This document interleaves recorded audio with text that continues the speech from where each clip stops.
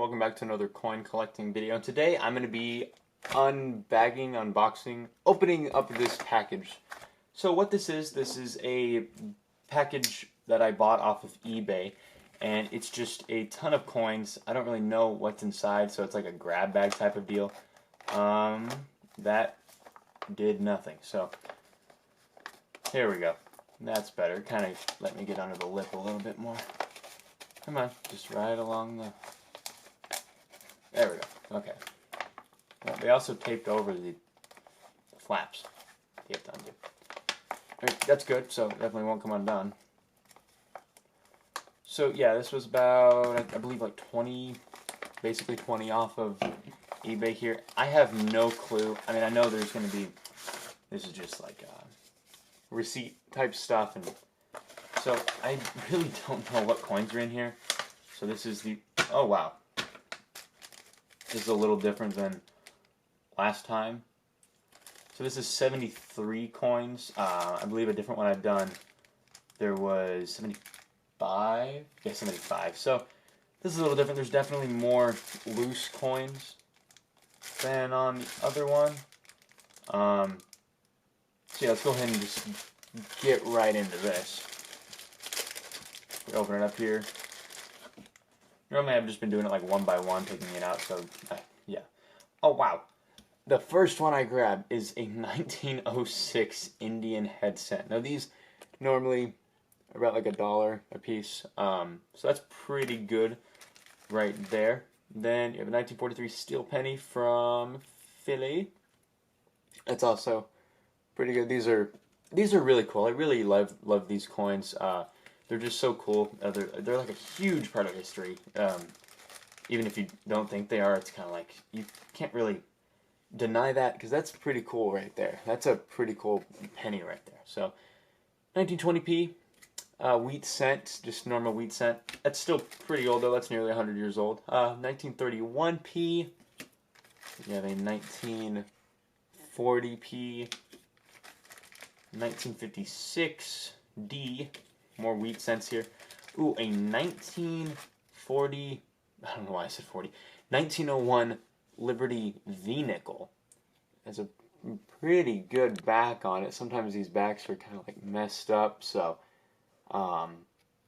they easily wear off, kind of like the face or whatever. It's kind of more worn off, but that's a pretty good one. It still has a nice silhouette of it, and you can make out all of the words, or maybe except of and a part of America, but mostly you can make it out. So then we have a 1904 V-nickel, also in pretty good condition. I mean, there's obviously better ones, but that's pretty good. Then you have a 1943 D. Oh wow, this back is glorious. Look at that. That looks straight out of the coin roll right there. That's crazy good. The front, you can definitely tell it's been worn a little bit, but on camera you can't really tell, but I promise you it looks a little smudged. But on the back, no, it kind of looks the same. But still, that's in crazy condition right there. Wow, that's really good. Another steel penny. So, then we have a, why can't I remember the name? As I throw it.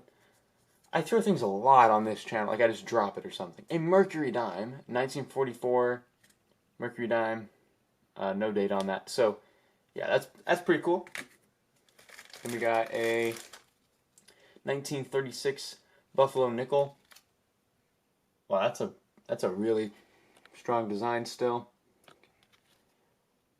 That's a really thick date, and a lot of facial features are still very able to see. That's insane. Normally, like, the date's worn down. This is not very organized at all. What is happening? But yeah, normally they're not. Normally they're very worn down on the Buffalo nickels. Like sometimes, a lot of the times, like I have a ton of, not a ton, probably about like 5 of the Buffalo nickels that the dates are just extremely worn down. Like just, like a lot. So much to where you can't even see them. One of them I found, and I couldn't tell what year it was, but then I figured out it was the first year that they made buffalo nickels, which I can't remember off the top of my head whenever they started making them, but it was because the back, it was like, there was like a raised ground. Let me show you kind of. So this is the design after the first year, but on the back, there's like a raised ground, and I could see that, so I was like, oh, that's this. So that was the only reason I was able to tell what year it was. So that was pretty cool, though, how I could just look at that and be like, oh, this is it. 1937 buffalo nickel. Also really good right there. Then we have a 1901. So we have two Indian heads. The last one I did, I only got one. But yeah, 1901 Indian head penny. Then this one has a lot more. Wow. So here are some. I wonder if any of these are silver, because for a while during World War II, they made steel pennies, and they also made silver nickels, silver Jefferson nickels, not just regular nickels. So let's go ahead and open this up. I think it's taped or something. Where is the tape? There's the tape, I think. As I just don't want to cut myself. Sorry, guys, but this is very weird tape. There we go. Okay, let's open this right here. I don't see any, but, I mean, it's through a bag, so maybe there is something to this. So, 1953, okay, that's kind of face value. 1958, 1959, 1958, 1940, that's pretty old, but nothing crazy. 1947, 1941, 1948, 1948, and a 1955. So nothing crazy on that. I've found tons of that face value, just roll hunting, so nothing crazy with there. Then I honestly, okay, 50 wheat pennies. So that's a lot of wheat pennies. Wow, so this is like a whole roll of wheat pennies right here. I probably shouldn't have taken them all out at once, but I mean, it's fine, right? I hope it is. Oh, that's a lot of wheat pennies. I'm going to separate them into decades, so just give me 1 second on that. Okay, so we primarily have a lot of 1950s and a lot of 1940s. That's normal among these types of things that you'll find on eBay or pretty much anywhere where they offer a ton of wheat pennies.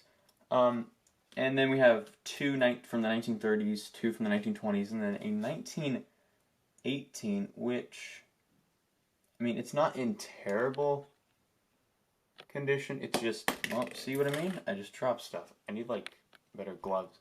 I actually need gloves, I guess. But on the back, though, the wheat stalks are completely, like, you can see where the actual ones are, but you can't see the lines in the wheat stalks. So, I mean, it's still 1918 penny in pretty good condition, but besides that, there's just not a lot of detail within that. So, would I say that this is a pretty good deal for $20, which I believe this is how much it was. Let me check right here for the exact amount. I should have done this on the other one, because I have the information right here. It does not tell me. I have no clue. Because, okay, it was around $20. So $20 for Mercury Dime, 2 Liberty V nickels, 2 Buffalo nickels, 2 steel pennies, and a ton of wheat pennies, and then 2 Indian head pennies, and some older nickels, normal nickels, which aren't too rare. This is still like pocket change stuff, but still, older stuff, nothing really new. So yeah, I mean, in my opinion, I think this is a pretty good deal for like $20, so that's pretty good. So yeah, that's pretty much it for this video, guys. I'll leave the eBay seller in the description below, the link to his profile on eBay. So yeah, go ahead and check him out. So yeah, thank you guys so much for watching, and have a great day, and keep on collecting.